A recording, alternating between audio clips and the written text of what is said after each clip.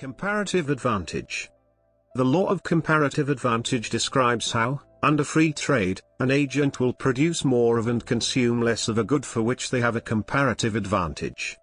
In an economic model, agents have a comparative advantage over others in producing a particular good if they can produce that good at a lower relative opportunity cost or autarky price, i.e. at a lower relative marginal cost prior to trade. Comparative advantage describes the economic reality of the work gains from trade for individuals, firms, or nations, which arise from differences in their factor endowments or technological progress.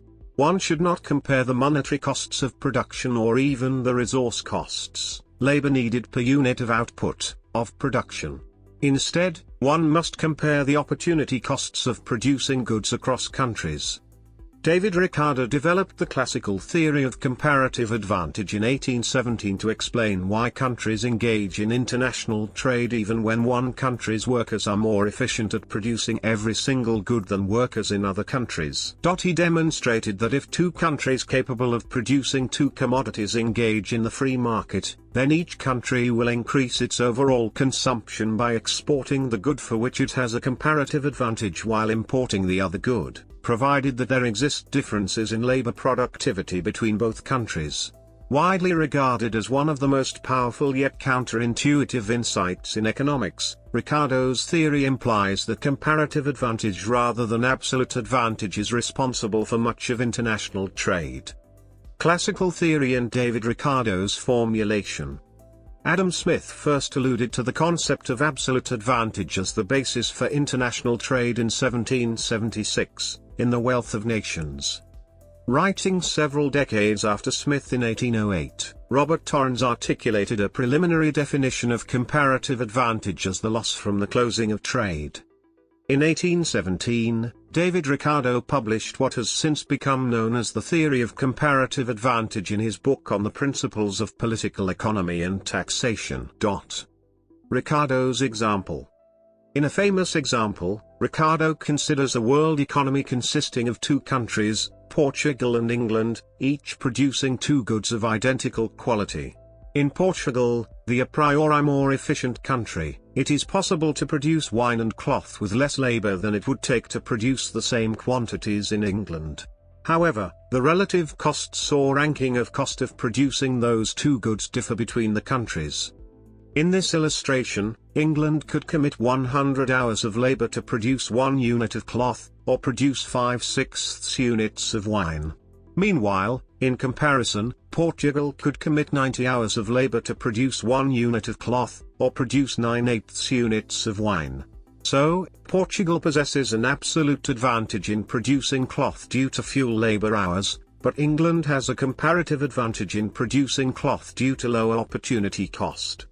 In other words, if it is cheaper for a country to produce one good relative to a second, then they will have a comparative advantage and an incentive to produce more of that good which is relatively cheaper for them to produce than the other, assuming they have an advantageous opportunity to trade in the marketplace for the other more difficult to produce good.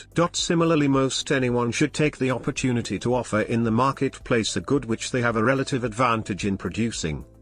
In the absence of trade, England requires 220 hours of work to both produce and consume 1 unit each of cloth and wine, while Portugal requires 170 hours of work to produce and consume the same quantities.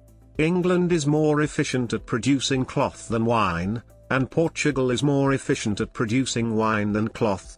So, if each country specializes in the good for which it has a comparative advantage, then the global production of both goods increases, for England can spend 220 labor hours to produce 2.2 units of cloth, while Portugal can spend 170 hours to produce 2.125 units of wine.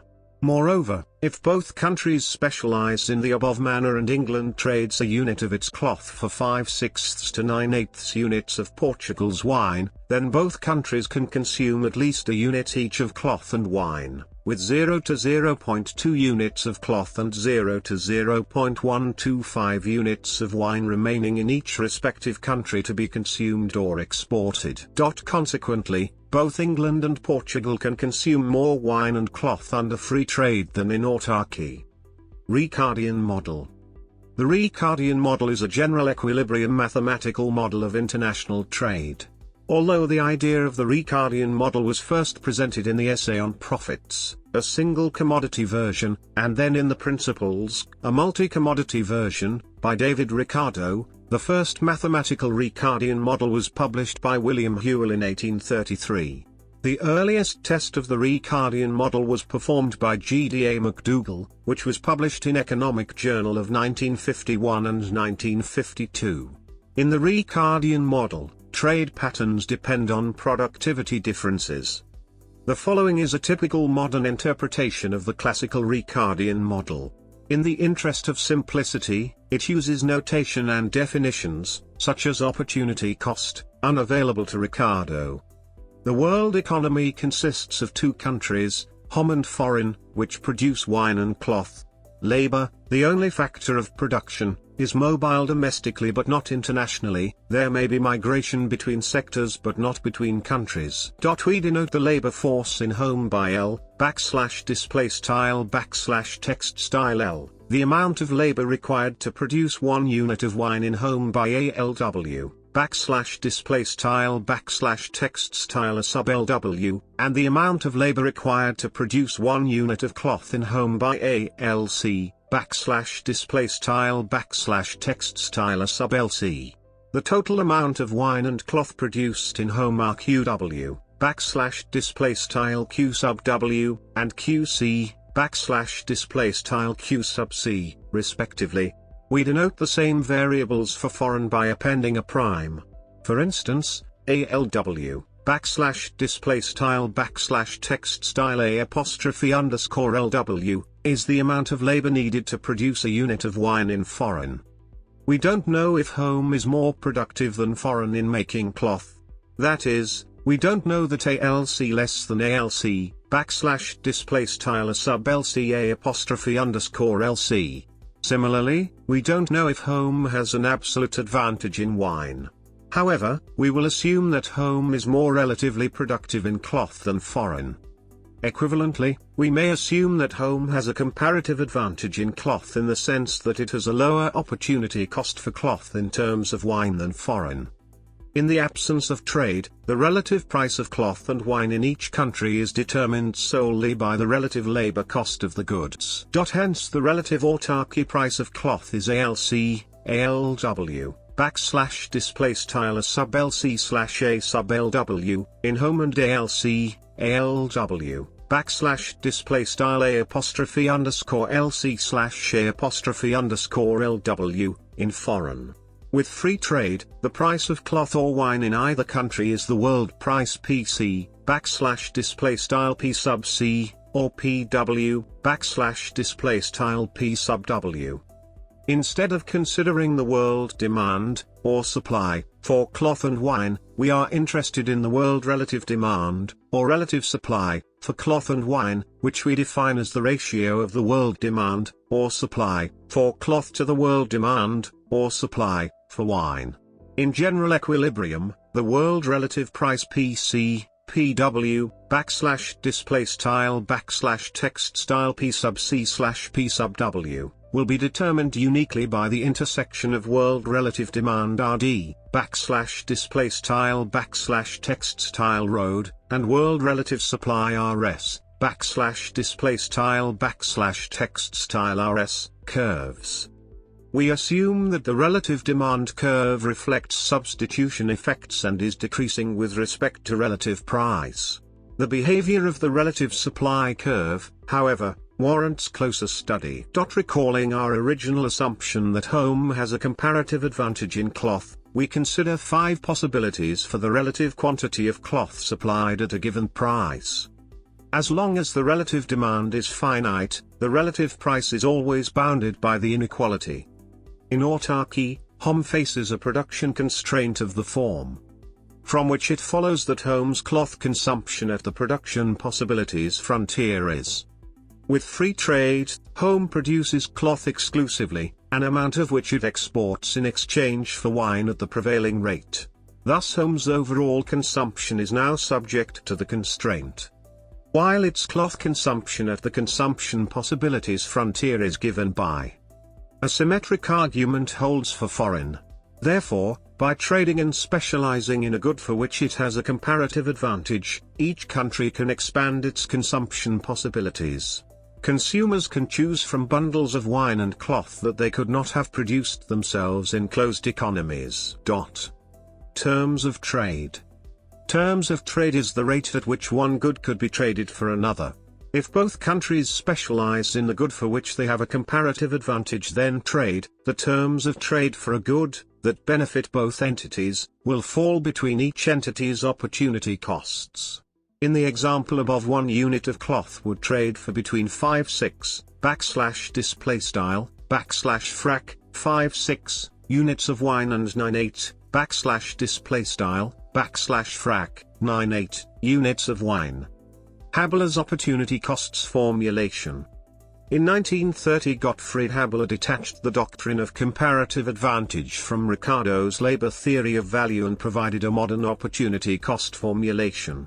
Habilis' reformulation of comparative advantage revolutionized the theory of international trade and laid the conceptual groundwork of modern trade theories.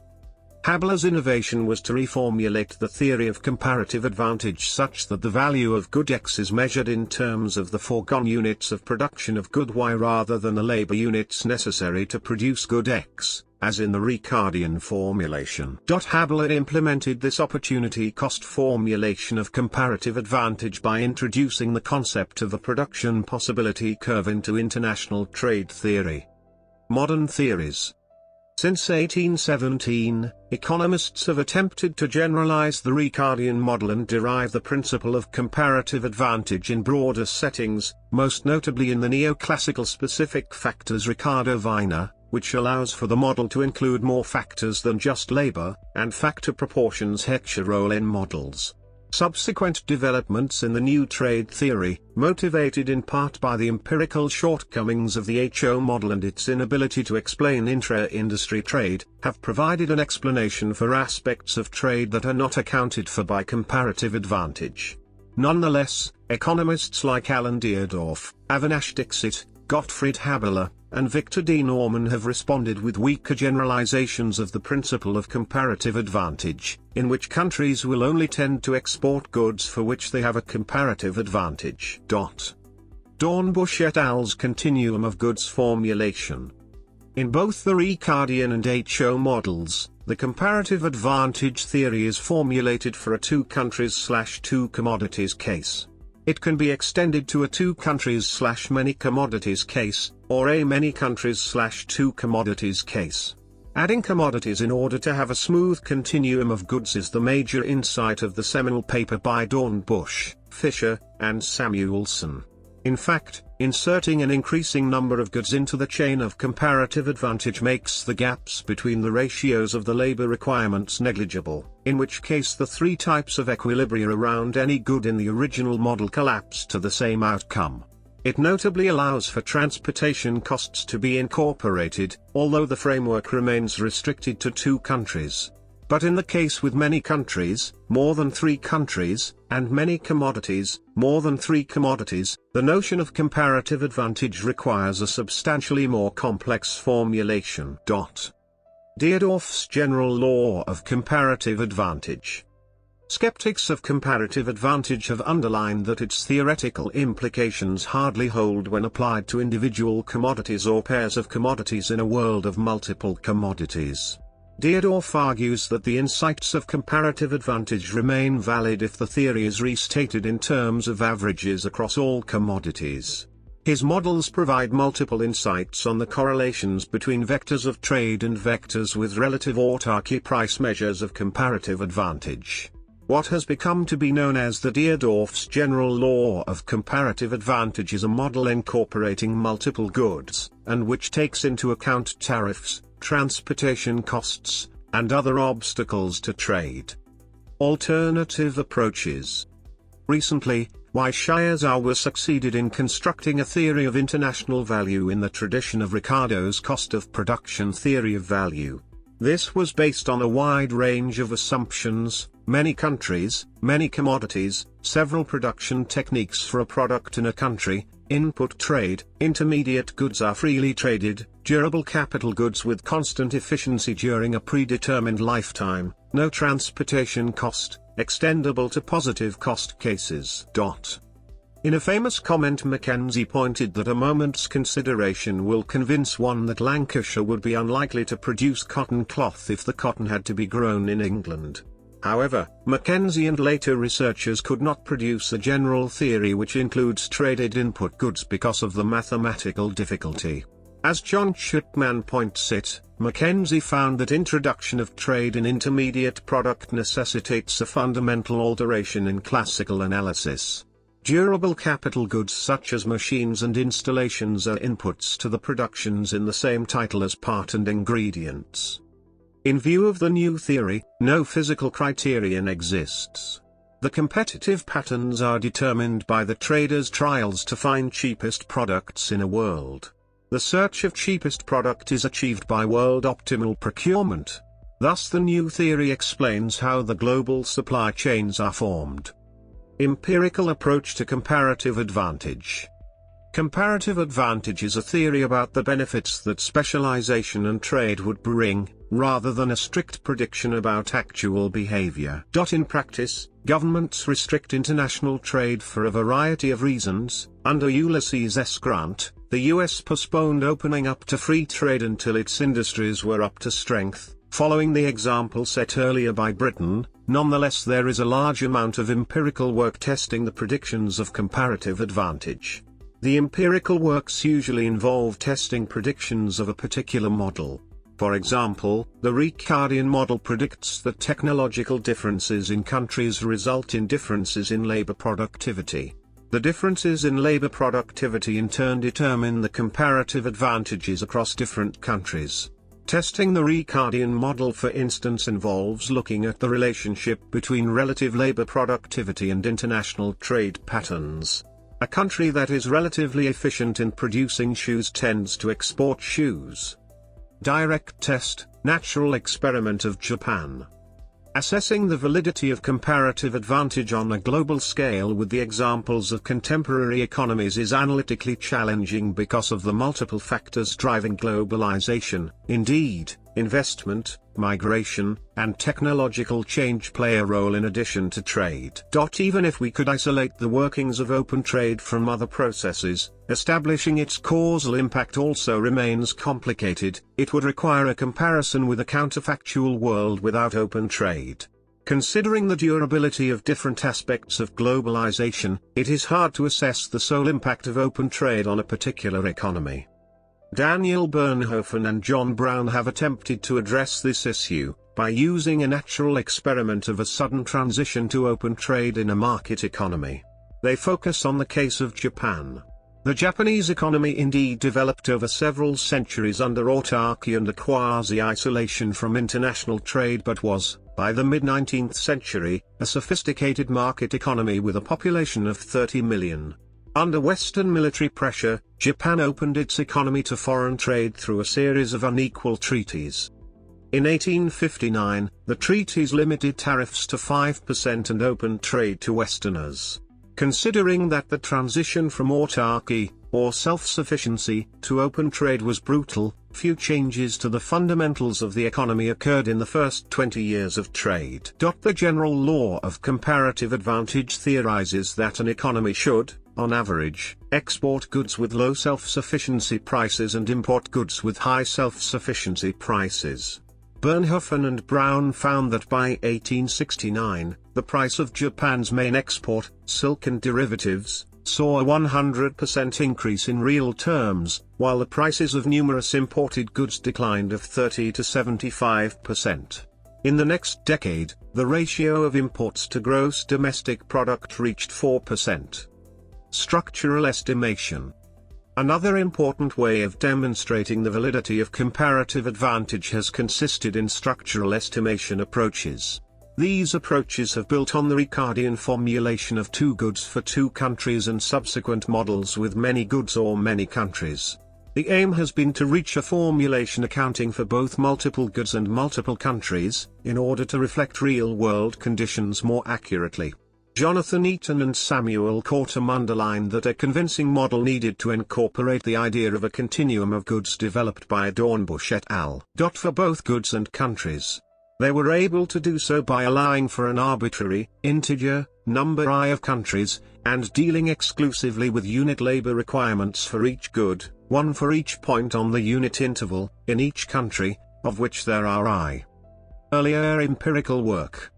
Two of the first tests of comparative advantage were by McDougall, 1951, 1952. A prediction of a two-country Ricardian comparative advantage model is that countries will export goods where output per worker, i.e. productivity, is higher. That is, we expect a positive relationship between output per worker and number of exports. McDougall tested this relationship with data from the US and UK, and did indeed find a positive relationship. The statistical test of this positive relationship was replicated with new data by Stern, 1962, and Ballasser, 1963. Dozy et al. 1988, conduct a book-length empirical examination that suggests that international trade in manufactured goods is largely driven by differences in national technological competencies. One critique of the textbook model of comparative advantage is that there are only two goods. The results of the model are robust to this assumption. Dornbusch et al. 1977, generalized the theory to allow for such a large number of goods as to form a smooth continuum. Based in part on these generalizations of the model, Davis, 1995, provides a more recent view of the Ricardian approach to explain trade between countries with similar resources. More recently, Golub and Shea, 2000, presents modern statistical analysis of the relationship between relative productivity and trade patterns, which finds reasonably strong correlations, and Non, 2007, finds that countries that have greater enforcement of contracts specialize in goods that require relationship-specific investments. Taking a broader perspective, there has been work about the benefits of international trade. Zimring and Eatsks, 2014, finds that the blockade of the Gaza Strip, which substantially restricted the availability of imports to Gaza, saw labor productivity fall by 20% in 3 years. Marcuson et al. 1994, reports the effects of moving away from autarky to free trade during the Meiji Restoration, with the result that national income increased by up to 65% in 15 years. Considerations. Development economics. The theory of comparative advantage, and the corollary that nations should specialize, is criticized on pragmatic grounds within the import substitution industrialization theory of development economics, on empirical grounds by the Singer-Prebisch thesis, which states that terms of trade between primary producers and manufactured goods deteriorate over time, and on theoretical grounds of infant industry and Keynesian economics. In older economic terms, comparative advantage has been opposed by mercantilism and economic nationalism. These argue instead that while a country may initially be comparatively disadvantaged in a given industry, such as Japanese cars in the 1950s, countries should shelter and invest in industries until they become globally competitive. Further, they argue that comparative advantage, as stated, is a static theory. It does not account for the possibility of advantage changing through investment or economic development, and thus does not provide guidance for long-term economic development. Much has been written since Ricardo as commerce has evolved and cross-border trade has become more complicated. Today trade policy tends to focus more on competitive advantage as opposed to comparative advantage. One of the most in-depth research undertakings on competitive advantage was conducted in the 1980s as part of the Reagan administration's Project Socrates to establish the foundation for a technology-based competitive strategy development system that could be used for guiding international trade policy. Criticism. Several arguments have been advanced against using comparative advantage as a justification for advocating free trade, and they have gained an audience among economists. For example, James Brander and Barbara Spencer demonstrated how, in a strategic setting where a few firms compete for the world market, export subsidies and import restrictions can keep foreign firms from competing with national firms, increasing welfare in the country implementing these so-called strategic trade policies. However, the overwhelming consensus of the economics profession remains that while these arguments against comparative advantage are theoretically valid under certain conditions or assumptions, these assumptions do not usually hold. Thus, these arguments should not be used to guide trade policy. Gregory Mankiw, chairman of the Harvard Economics Department, has stated, "Few propositions command as much consensus among professional economists as that open world trade increases economic growth and raises living standards." There are some economists who dispute the claims of the benefit of comparative advantage. James K. Galbraith has stated that free trade has attained the status of a god and that none of the world's most successful trading regions, including Japan, Korea, Taiwan, and now mainland China, reached their current status by adopting neoliberal trading rules. He argues that comparative advantage relies on the assumption of constant returns, which he states is not generally the case. According to Galbraith, nations trapped into specializing in agriculture are condemned to perpetual poverty, as agriculture is dependent on land, a finite non-increasing natural resource. These comments have been heavily criticized by mainstream academics like Paul Krugman, who noted the lack of mathematical modeling or simulations supporting the argument, and casted doubt on the scientific credibility of Galbraith's claims, calling him an intellectual outside his field.